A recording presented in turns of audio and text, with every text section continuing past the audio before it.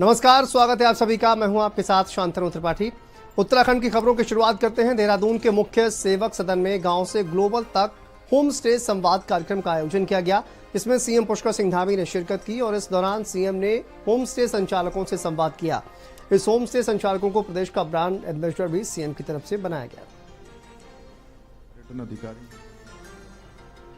सबसे पहले तो माननीय मुख्यमंत्री जी का बहुत बहुत धन्यवाद। हमेशा ये प्रयास किया है कि जितने भी मेरे प्रवास के कार्यक्रम होते हैं उन प्रवास के कार्यक्रमों में अगर जहाँ भी होम स्टे आसपास होते हैं, मेरी कोशिश रहती है कि मैं होम स्टे में ही रुकूं। सभी न केवल हमारे प्रदेश में आने वाले जो हमारे पर्यटक हैं उनको ठहरने की उत्कृष्ट व्यवस्था आप लोग प्रदान कर रहे हैं, बल्कि हमारी संस्कृति, परंपरा, खान पान, पहनावे और जो मेहमान नवाजी है वह भी लोग जान रहे हैं।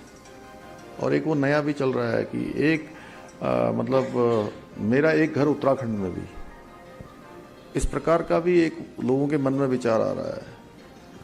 एक होम स्टे में रुकने वाला एक तो हमेशा पूरे जीवन भर के लिए उस परिवार से जुड़ जाता है, उस गांव से जुड़ जाता है, और जब वो आता है तो केवल एक होम स्टे में ही नहीं रुकता है, फिर उसके आसपास पूरी चहल पहल बढ़ती है, तमाम प्रकार के लोगों की एक आजीविका बढ़ती है, उनके आर्थिक स्रोत बढ़ते हैं। और इसलिए मैं ये कहूँ कि आप सभी हमारे राज्य के सच्चे एम्बेसडर हैं, ब्रांड एम्बेसडर, जो राज्य की संस्कृति को आज देश दुनिया के अंदर ले जाने का काम कर रहे हैं। चलिए आगे बढ़ते हैं। देहरादून से खबर है जहां पर चारधाम यात्रा के लिए रजिस्ट्रेशन लगातार जारी है। रजिस्ट्रेशन का आंकड़ा 19 लाख के पार पहुंच गया है। यमुनोत्री धाम के लिए 3 लाख से अधिक रजिस्ट्रेशन किए गए। गंगोत्री धाम के लिए भी 3 लाख से ज़्यादा रजिस्ट्रेशन किए गए हैं। केदारनाथ के लिए सबसे ज़्यादा लोगों ने रजिस्ट्रेशन कराया है। 6,48,000 से ज़्यादा श्रद्धालुओं ने रजिस्ट्रेशन किया है। बद्रीनाथ धाम के लिए 5,74,000 से अधिक रजिस्ट्रेशन। हेमकुंड साहिब के लिए अभी तक 32,000 से अधिक रजिस्ट्रेशन किए गए हैं। तो सबसे ज़्यादा केदारनाथ धाम के लिए श्रद्धालुओं ने रजिस्ट्रेशन किया है।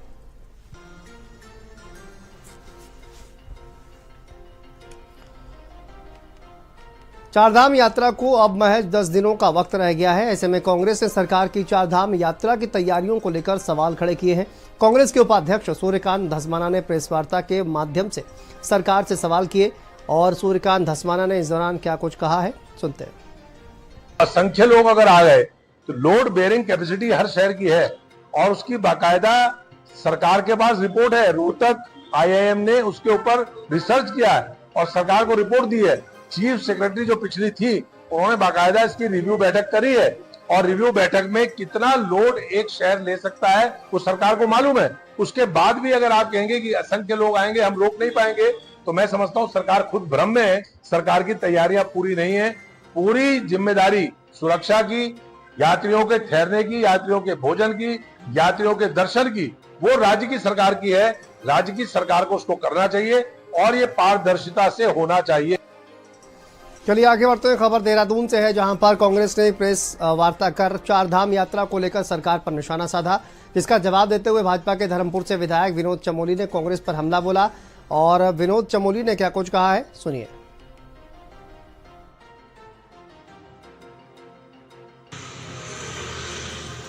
चारधाम यात्राओं का पहले आकलन कर लीजिए, यात्रा प्रारंभ होने दीजिए, अगर उसके बाद भी कोई कमियां रहेंगी तो बात करिए। और सरकार देख रही है कि हर वर्ष जो है यात्रा में यात्री बढ़ रहे हैं, हम लोग भी उसी प्रकार से अपनी तैयारियों को बढ़ा चढ़ाकर कर रहे हैं। जब भी यात्रा प्रारंभ होगी आप देखेंगे कि पहले से व्यवस्थित होगी और इस बार यात्रा के लिए हम लोग सब तैयार हैं। और हम तो कहते हैं कि खूब यात्री यहाँ पर आए ताकि हमारे स्थानीय लोगों को अधिक से अधिक उससे लाभ मिले, रोजगार उपलब्ध हो।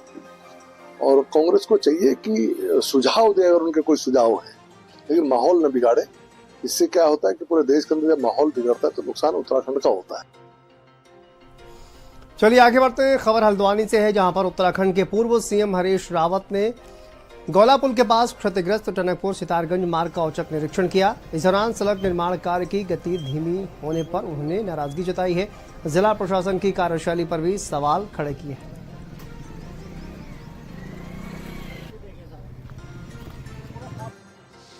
महीने में ये सड़क को नहीं व्यवस्था कर पा रहे हैं। और भगवान न करे यदि इस बार मानसून जरा सा जल्दी आ गया और या कभी अकस्मात बड़ी बारिश आ गई तो इससे हल्द्वानी का बहुत बड़ा हिस्सा भी साफ हो जाएगा, ये स्टेडियम इत्यादि साफ हो जाएगा।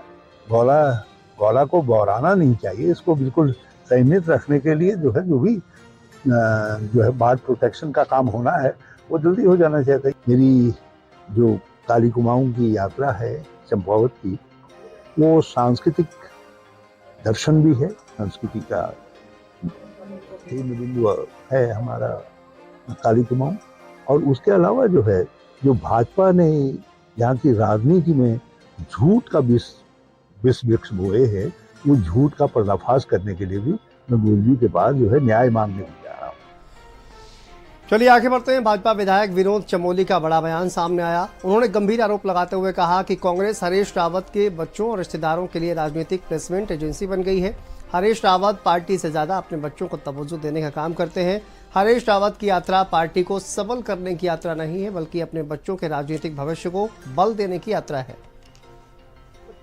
माननीय हरीश रावत जितने वरिष्ठ नेता हैं, कांग्रेस के जो हाल उन्होंने किए हैं पूरा उत्तराखंड देख रहा है, पूरे देश में देखा है।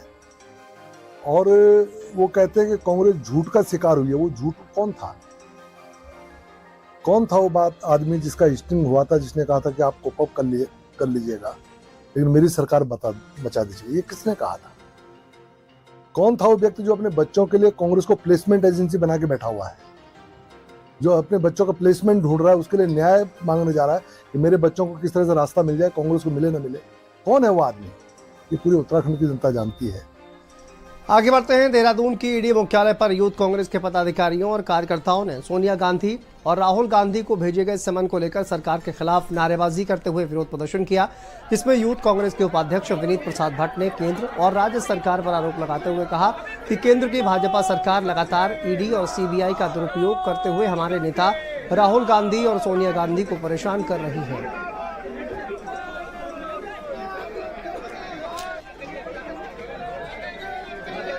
ये एक साजिश के तहत, राजनीतिक प्रतिशोध के तहत, बदला लेने की भावना के तहत ये ईडी और सीबीआई का दुरुपयोग कर रहे हैं। तो हमारा उसके खिलाफ आज ईडी के खिलाफ हमारा विरोध प्रदर्शन था उत्तराखंड युवा कांग्रेस का। और हमारी मांग है कि भाई लगातार केंद्र सरकार, जो हमारे नेता हैं, जो देश प्रदेश में हमारे दबे वंचितों की, पिछड़ों की आवाज़ उठा रहे हैं, लगातार उनकी आवाज़ को दबाने का काम सरकारी एजेंसियों से कर रहे हैं। और उन्होंने जो अभी ये नेशनल हेराल्ड केस वाला मामला है, उसमें जबरदस्ती राहुल गांधी जी, सोनिया गांधी जी और हमारे शीर्ष नेतृत्व को लगातार आरोपी घोषित किया है। चलिए आगे बढ़ते हैं। मुख्यमंत्री प्रोत्साहन योजना के तहत जनपद पौड़ी गढ़वाल के रांसी स्टेडियम में जिला स्तरीय खेल ट्रायल का शुभारंभ उत्साह और जोश के साथ हुआ। इस जिला स्तरीय ट्रायल में 14 से 23 वर्ष आयु वर्ग के 864 बालक बालिकाओं ने प्रतिभाग किया है। आपको बता दें कि कुल 12 खेलों में प्रतियोगिताएं आयोजित की जा रही हैं, जिनमें से कुल 200 खिलाड़ियों का चयन किया जाएगा और चयनित खिलाड़ियों को भविष्य में राज्य स्तरीय प्रतियोगिताओं, विशेष कोचिंग कैंप्स और सरकारी सहायता भी प्रदान की जाएगी। सर, पहले हमारा ये मतलब नगर निगम पोदार में ट्रायल हुआ। वहाँ मतलब जो सर थे उन्होंने सब चीज़ सही से कराई, मतलब बहुत वेल तरीके से हुआ। उसके बाद हमको सर ने बताया कि आपका सिलेक्शन हो गया, तो हम यहाँ आए। तो यहाँ भी हमारा सारे टेस्ट हो गए। लास्ट 30 मीटर का वो बच रखा है। बाकी इवेंट भी सही कराए, मतलब डिसिप्लिन के साथ हो रहा था, मतलब कुछ गड़बड़ नहीं हो रही है।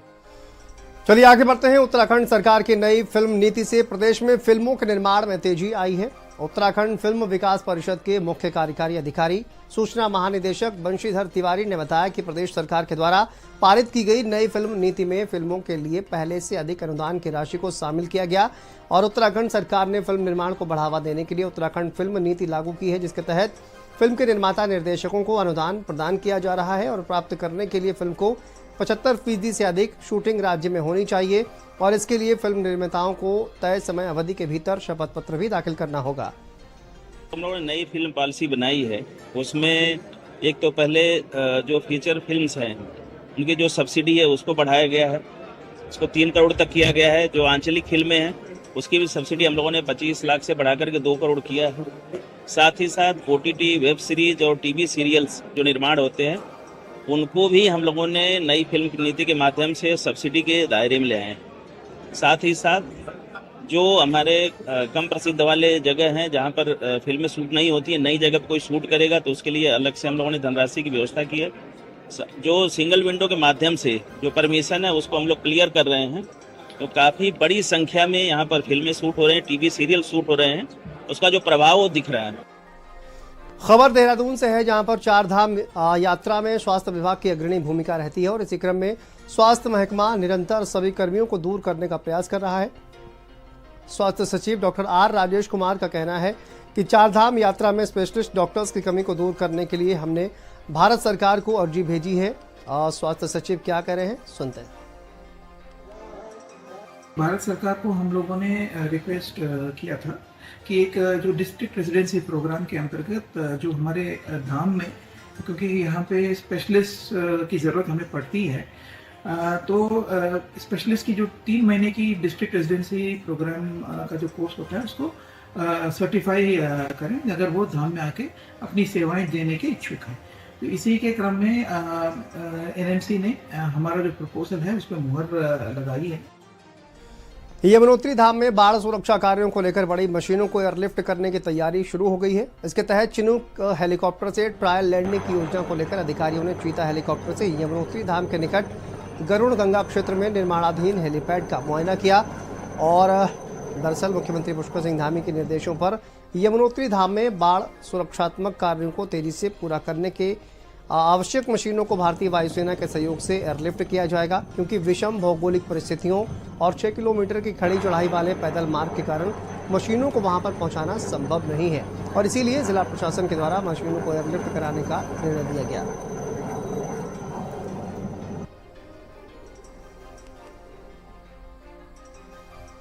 खबर देहरादून से है, जहां पर जिलाधिकारी ने प्रदेश में बढ़ रहे डेंगू मलेरिया के प्रकोप को देते हुए बैठक की। डीएम ने कहा कि डेंगू मलेरिया का सबसे खराब साल है, यह मानकर सभी चिकित्सक और निगम कर्मी तैयार हो जाएं। डीएम के द्वारा चिकित्सा और नगर निगम को 5-5 लाख एडवांस फंड भी जारी किया गया है। वहीं दून में वर्ल्ड सेपरेटर्स 2 से 5 कर दिए गए हैं। ये सब लोगों का दायित्व है, इंक्लूडिंग हमारे सम्मानित वार्ड मेंबर्स का, कि प्रथमतः तो लोगों में जानकारी का अभाव नहीं होना चाहिए कि उनको किस तरह से खुद को और अपने बच्चों को प्रोटेक्ट करना है। और सेकंड पहलू आता है कि हमें सोर्स रिडक्शन के ऊपर किस तरह से प्रहार करना है। तो सोर्स रिडक्शन के लिए चाहे वो मैन मटेरियल मशीनरी है, उसके लिए निगम और हमारे चिकित्सा विभाग को एडिक्वेटली डायरेक्ट कर दिया गया है। खबर देहरादून से है, जहां पर अस्थायी अतिक्रमण पुलिस ने कार्रवाई की है। और आपको बता दें, पलटन बाजार, तहसील चौक, घंटाघर आसपास के क्षेत्रों में अस्थायी अतिक्रमण के खिलाफ दून पुलिस ने अभियान चलाया, जहां पर सड़क के किनारे फुटपाथों पर अतिक्रमण करने वाले 27 दुकानदारों पर पुलिस ने चालान किया है। अतिक्रमण के खिलाफ पुलिस ने अभियान चलाया है, 27 दुकानदारों का पुलिस ने चालान किया है।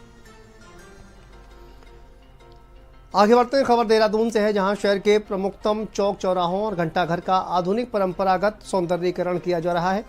और दून की धड़कन कहा जाने वाला घंटाघर अब और भी भव्य और दिव्य दिखेगा, जहां डीएम ने स्मार्ट सिटी के लिए बजट का प्रबंध किया है। इसमें निर्माण के साथ योजना का रखरखाव भी शामिल है।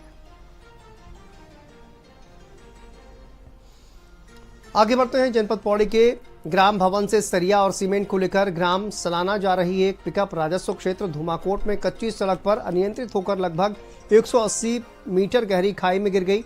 इस दुर्घटना में वाहन में सवार 2 व्यक्तियों में से एक की मौत हो गई है, जबकि दूसरा गंभीर रूप से घायल हो गया।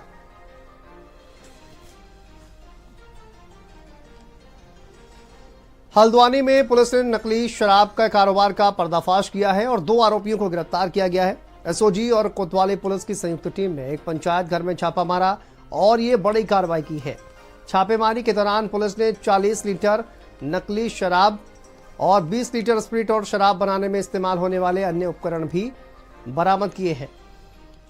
चलिए आगे बढ़ते हैं, टिहरी से खबर है, जहां पर चंबा विकासखंड के मंजूड़ गांव के वीर सपूत और प्रथम विश्व युद्ध के नायक वीसी शहीद गब्बर सिंह नेगी की जयंती पर चंबा स्थित स्मारक पर भारतीय सेना ने श्रद्धांजलि अर्पित की। गढ़वाल रेजिमेंट के ब्रिगेडियर विनोद सिंह नेगी के नेतृत्व में सेना की टुकड़ी ने स्मारक पर पुष्प चक्र चढ़ाकर सलामी दी। इस दौरान वीसी गब्बर सिंह नेगी के परिजनों और पूर्व सैनिकों ने भी श्रद्धासुमन अर्पित किए। और बलिदान को याद किया।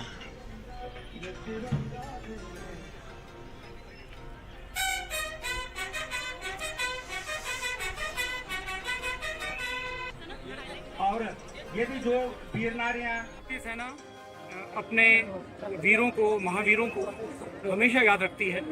और हमारा ये लक्ष्य है कि जहाँ जहाँ पर हमारे वीरों के गांव हैं, जो उनके सम्मान में जो समारोह होते हैं उनमें हम शामिल हों, उनको गार्ड ऑफ ऑनर दिया जाए, उनको रीथलिंग किया जाए और एक सम्मान के साथ उनकी जो वीर गाथा है वो भावी जो पीढ़ी है उसको सुनाई जाए। तो इस प्रकार के हमारे प्रयास हमेशा चलते रहेंगे और ये प्रयास जारी है। 1970 से यहाँ पर लगातार 8 गते बैसाख गब्बर सिंह जी का मेला होता आया है और पिछले 2014 से गब्बर सिंह का मेला 3 दिवसीय करते थे और बड़ा काफी भव्य और दिव्य होता था। इसमें सांस्कृतिक प्रोग्राम वगैरह होते थे और सेंटर से जो टीम आती थी वो तो इस साल भी आई है। इस साल हमारे लिए सौभाग्य की बात यह है कि हमारे सेंटर कमांडेंट साहब खुद आए हैं और वो लोग भी यहाँ पे रीत परेड करेंगे। चलिए आगे बढ़ते हैं। खबर पौड़ी से है, जहां पर नगर पंचायत सतपुली में सत्ता परिवर्तन के बाद नगरवासियों को बदलाव की उम्मीद थी, लेकिन कांग्रेस कार्यकाल के शुरुआती दौर में नगरवासियों की उम्मीदों पर फिलहाल पानी फिरता नजर आ रहा है।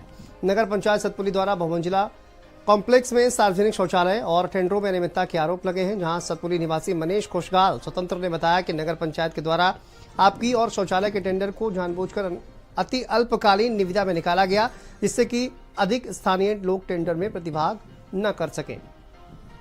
इसकी जो मार्च महीने के पहले सप्ताह में 4 तारीख को हमको हस्तांतरित हो चुका है। और ये जो कार पार्किंग और शौचालय है, इसमें कितने लोगों ने पत्र खरीदे थे, मतलब आपसे निविदाएं? 10 निविदा दाताओं ने पत्र खरीदे थे, निविदा पत्र ना। और इसमें टेंडर प्रक्रिया में बहुत कम समय दिया गया, क्योंकि ये अल्पकालीन निविदा थी और परिस्थितियों को देख के और वक्त की नजाकत ऐसी थी कि मतलब पूरे शहर में टॉयलेट की बहुत ज्यादा अव्यवस्था चल रही थी। इस वजह से इसको अल्पकालीन रूप में निकालना पड़ा, इसलिए इसका नाम ही अल्पकालीन निविदा था। मार्च के 4 तारीख को हैंडओवर नगर पंचायत की वो बिल्डिंग हो चुकी थी और उसके बाद पूरा महीना उनके पास था जिसमें उन्होंने कोई विज्ञप्ति नहीं निकाली। उसके बाद 2 अप्रैल को वो विज्ञप्ति एक अखबारों में प्रकाशित होती है, तो 1 महीने का जब लंबा समय था उस दौरान बीच में वो विज्ञप्ति निकाल सकते थे, जिससे कि 15 दिन का समय सब लोगों को मिल सके। और मेरा केवल ये कहना है कि लोगों का, जो नगर वासियों का इसमें बहुत बड़ा नुकसान हुआ है, क्योंकि अगर 15 दिन का समय होता तो अधिक से अधिक लोग इसमें पार्टिसिपेट कर पाते। और उसके साथ साथ नगर पंचायत को भी राजस्व का बहुत बड़ा नुकसान हुआ है। वो ऐसे कि जब अधिक लोग वहां पर पार्टिसिपेट करते तो उसके बाद जो निविदाएं हैं, निविदाओं में जो टेंडर जो बोली है वो अधिक जाती, तो कहीं ना कहीं नगर पंचायत का भी उसमें फायदा था और लोगों का भी फायदा था कि अधिक से अधिक लोगों को वो टेंडर मिल पाते, उसमें पार्टिसिपेट कर सकते।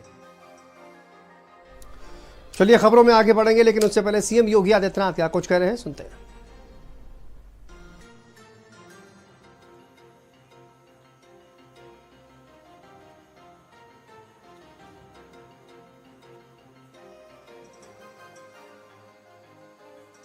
National medicos organisation